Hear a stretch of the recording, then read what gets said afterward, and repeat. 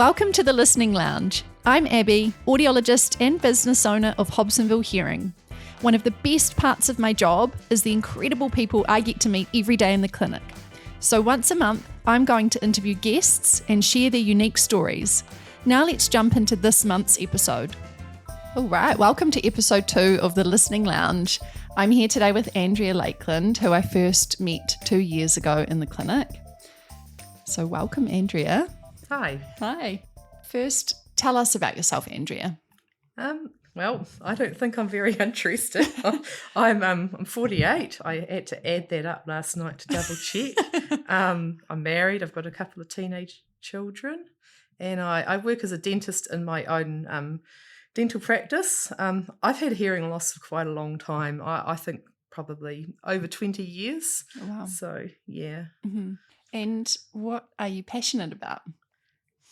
At the moment, I'm just so busy with work, I don't sort of get that passionate about other things, but I like crafts and playing the piano and sewing, that sort of thing. Nice. Yeah, when I could squeeze it in. Mm-hmm. Tell us a little bit more about your hearing loss. What were the first signs or symptoms that led you to suspect something was wrong? Well, I think like a lot of hearing loss, things kind of sneak up on you really slowly.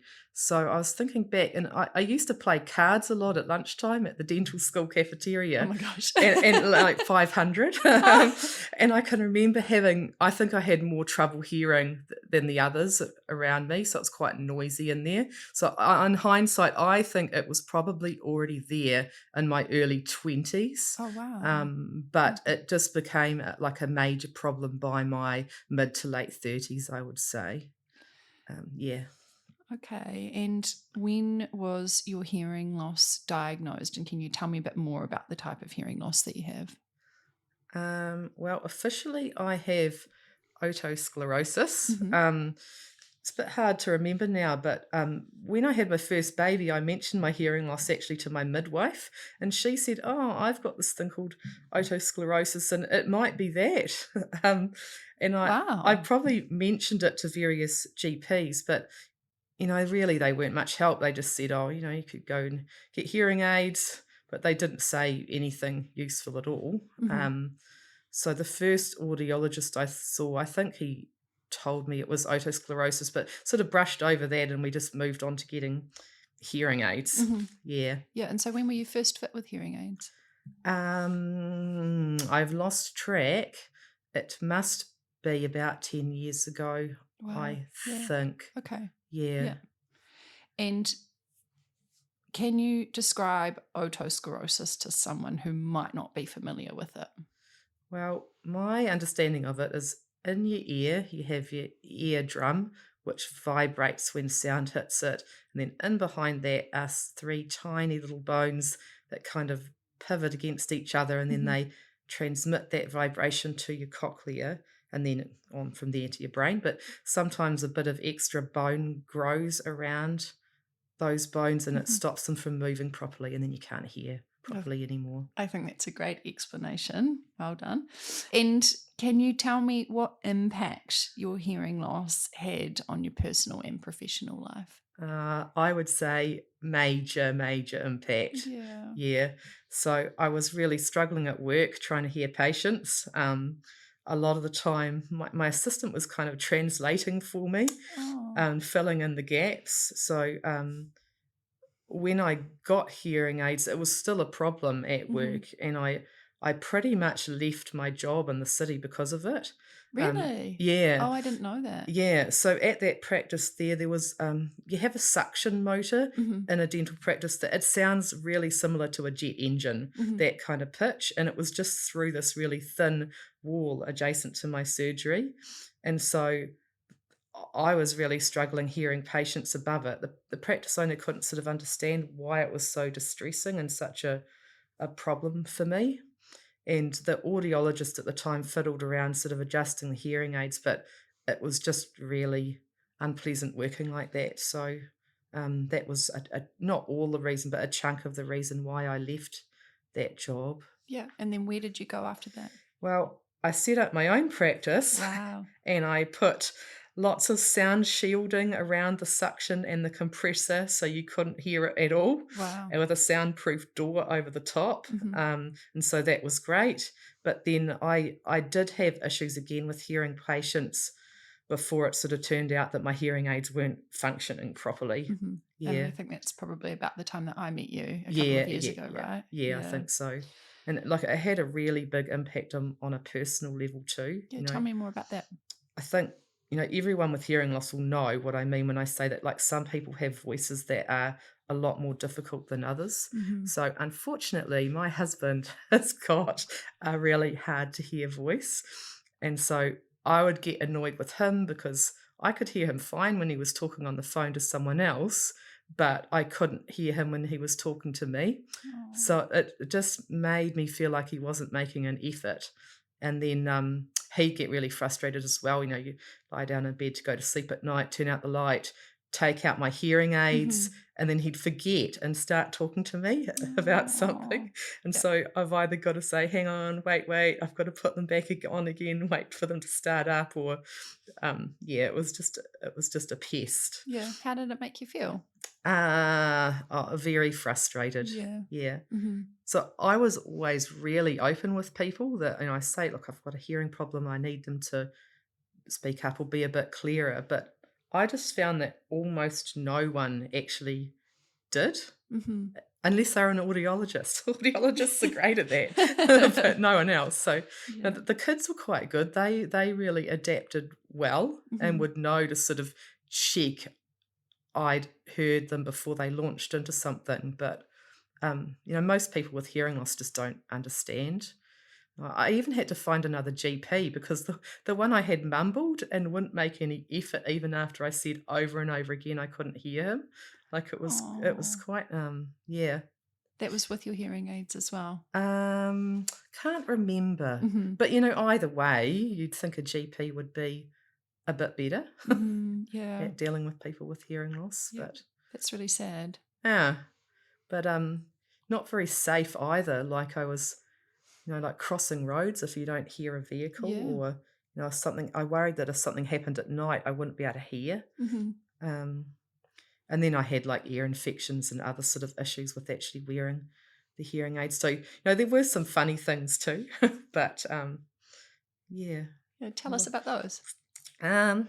Well, a bit embarrassing. I lost a hearing aid really quickly after I got one, so that was replaced on insurance. But then not long after that, we went to on holiday to Tauranga, and there's a water park there where it's sort of beside the river, and you can get on a kayak and go down this big sort of chute, and then you go flying through the air off the end of that and land in the river. That sounds like my worst nightmare. Oh, I love that sort of stuff. Okay, good, great. Okay, so like I hit the water, and then I thought, hang on, I've got my hearing aids in. Oh my gosh. And I reached up and one of them wasn't there. Oh no. And I was like, oh no. And so I was paddling around the river trying to find, hoping it would float, trying to find it. And after about an hour I gave up. But when I went back to where we were staying, I found it in the case. So luckily I'd just forgotten to put that one in that day. Wow. But yes, bit of a panic at the time. And your one that you'd worn in the kayak was fine? It was still okay. Oh, great. Yeah. They don't make them how they used to, right? Yeah. But yes, it sort of cramped my style a bit with water activities, that's for sure. Oh. Now, some of the listeners may not know, but otosclerosis can be, in some cases, treated with surgery. So not all hearing loss has a surgical option available, but otosclerosis does. Now, Andrea, at what point did you contemplate surgery? Well, I didn't know it was an option for a long time. Like, I just thought I was stuck with hearing aids that weren't working very well for me. But I was researching online and I came across it there. This is like over 10 years ago, I self-referred to an ENT, which in itself was a bit scary for me. But when I went to them, he was really lovely. Like, really recommend going to an ENT who normally deals with kids. Oh, great. He was really nice. Yeah. But he sort of seemed to be steering me towards trying hearing aids first. So that first attempt at looking at surgery kind of petered out, and then So that was before you got your first set of yeah, hearing aids. Okay, wow. All right. yeah. Yeah. So hearing aids are costly, and so once I'd spent my money trying out hearing aids, it just seemed a bit silly to then go and pay for surgery. I didn't find out until years after that actually I could have it done through the public health system. So I saw another ENT later on, and he referred me to the hospital. Yeah. And you've had the surgeries now. Can you walk us through it's called a stapedectomy, the surgery that you had. Can you walk us through what a stapedectomy involves? Well, it's a surgical procedure. So most surgeons prefer for people to have a general anaesthetic, but it is actually possible to do it with local anaesthetic. And I'm not a big hospital fan, so I'd sort of hoped that somebody would do it that way, but no, had to have a general anaesthetic.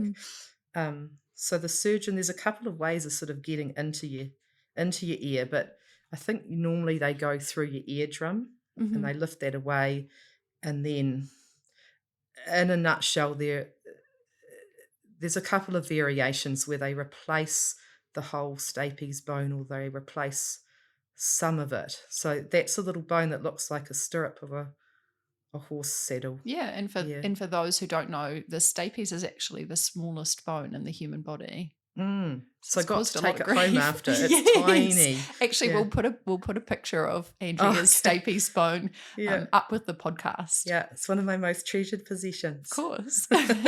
Yeah, so they actually replace that with a fake one. It's a titanium implant, right? Did you get titanium? When I was reading papers about it beforehand, I thought they were either gold or Teflon. Okay. I suspect it's Teflon, which I was not too sure about. Sure. But yeah, that's what I think it is. But it's such fine, delicate surgery. Like it's amazing that it's able to be done and work afterwards. Absolutely. Yeah. What were your reservations going into surgery? Because you thought about it for a long time. Yeah.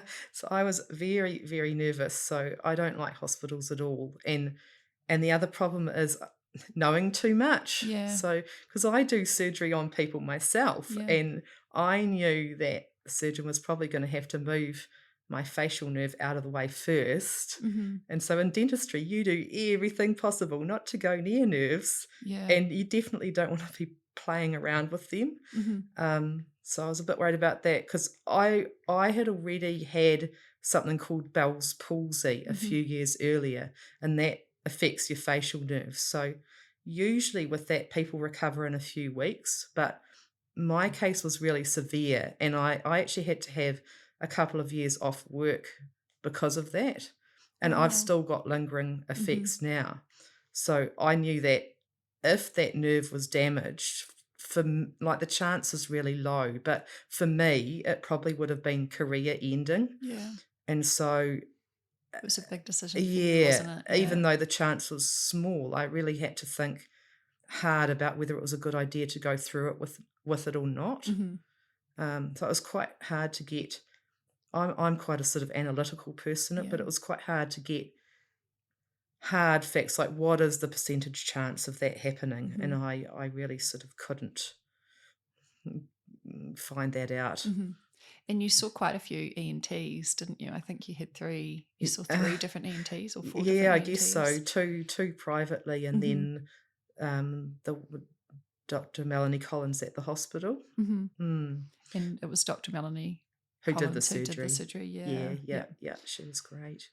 So I did decide to go ahead, obviously, and then I was hoping they would just do both at once, but they don't do that here. Yeah. So I had one side done, and then 6 months later, the other side done.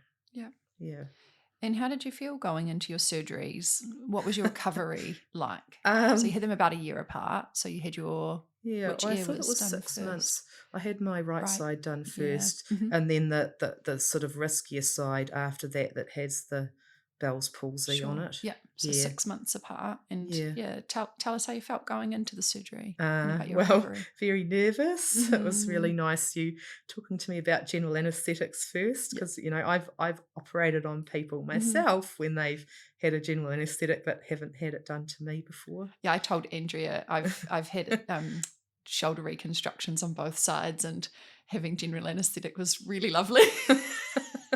You just have the best sleep of your life and wake up fine. And we had a really good chat about that, didn't we? Yeah, that was actually really nice. Oh, good. I'm glad. Nothing to do with audiology. No, but all those little things help. So Absolutely. yeah. And what was the recovery like? It was pretty smooth. Like it's normal to get, you get some discharge, some pain. It's not like major. Dizziness is probably pretty common as well, but none of that was very major with me. Good. You're not supposed to sort of do much for a week or so afterwards. Yeah. Yeah. When did you go back to work? Either maybe a week and a half later, something like that. Oh, Yeah. wow. Yeah. Yeah. So it all went very smoothly, but I do have quite a messed up sense of taste after it still. Oh, interesting. Yeah. Okay. Yeah, because I guess that's, some of your taste comes from your facial nerve. So Yeah. it's just been stretched and tinkered with. Inflamed. And hopefully it will just, it hasn't been severed altogether. So I think it should come right over time. But nerves are always slow to recover. They are. Yeah. So it's a bit tricky cooking now. Like I have no idea if there's too much salt, too little salt. It's kind of like the adjustments on a stereo, the things that go up and down, and like some are higher, some are lower, with like salt, bitter, sweet. It's all, yeah. That's really interesting. It means that you could potentially get off the cooking. Yeah, hasn't worked so far. Maybe I need to go more extreme with the salt, and my husband might decide that I'm no longer safe in the kitchen. That's I might try that. And what impact did the surgeries have on your hearing and your overall quality of life? Oh, my hearing's now fantastic. I'm just so grateful for being able to have it done. Yeah. Like the taste, eating stuff is pretty important and enjoying things, but I think the improvement to my hearing actually overweighs that, even if my taste didn't improve. Yeah. Yeah. And after getting that first surgery done, you were quite quick to request the second surgery, right? Yeah. And I was thinking of timing with work as well. Like if I'm not there, the place kind of grinds to a halt. So, yeah. That's really, but a big challenge. Yeah. Timed the second one to sort of have the break from work over Christmas. So that wasn't quite as disruptive. Yeah. And I remember we'd sort of had a few appointments in between your surgeries, prior to your surgery and after your surgery. Each time I'd performed a hearing test, and I remember you scheduling in the post-surgery hearing test for your left ear, your second ear, and I hadn't even known that you were going in for the surgery. Oh, okay. And anyone who's seen an audiogram, Andrea's hearing test was sort of, her thresholds were about halfway down. You were sort of mild to moderate, very flat hearing loss. And I just remember retesting your hearing and seeing those thresholds going back up into the normal range. And I definitely remember getting tears in my eyes, thinking just about what a miracle modern medicine is, and just how happy I was that it had gone smoothly for you. It was pretty profound. And you don't wear hearing aids anymore. No. There's one thing I do miss. Yeah. Like it was quite good being able to get, like the Bluetooth thing from your phone. So now like I pull up outside the supermarket and I'm like, damn it, I can't listen to something while I walk around without anyone knowing, like I used to be able to do. Yeah. Let's get some AirPods. What support or resource or resources have you found most helpful going through this journey? I think just a good audiologist. I don't think ENT surgeons, you only see them for a short thing. So yeah, for me it was you, the audiologist. Thank Yeah. you. That's great. Yeah. That's so cool. And what advice would you give to someone who is just starting to experience similar symptoms or feels that they might have the same problem? Well, I think if you're noticing it, it's probably already not good. Yeah. So, I think it's important not to leave hearing loss until it gets really bad. Yeah. It's important to have that corrected for all sorts of reasons. But, for me, uncorrected hearing loss is linked to dementia, and that's what my mother died of. So, I think that's a really big reason not to mess around and just lots of people have hearing aids. When you look around, you don't need to feel silly about it. So just go to an audiologist, and I would get like not just a screening test myself. I don't know what you think, but I think you should get a full diagnostic test to just really see where you're at. And if you're not happy with the first audiologist, try someone else. Yeah, I think that's so important to understand, is that your healthcare is always your decision. And yeah, if whoever you're seeing, whether it be a GP, a physio, an audiologist, if you're not happy with the service or experience that you're getting, then you are within your rights to change. I think a lot of people don't know that. And that it may not be that nothing can be done. It just might not be the right person that you're seeing. Yeah, absolutely. And I think it's important to note in this podcast as well that surgery for otosclerosis isn't for everyone either. So not everybody is a candidate for surgery. And so, yeah, having the support of an audiologist and potentially getting hearing aids might be the best option for you. How can friends, family and co-workers best support someone with otosclerosis or hearing loss?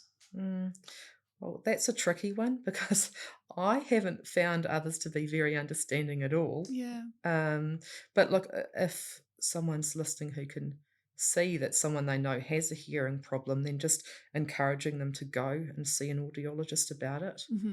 And, maybe telling them about that link to dementia might encourage them to go along. Yeah. Even just treating hearing loss in its own right, It's a healthcare condition in its own right. Well, thank you so much, Andrea. It's been a pleasure having you. It's a nice, welcome. Short but sweet interview, and I think your story is profound, what you've been through. Yeah, thank you so much for taking part. Oh, you're welcome. It's a pleasure.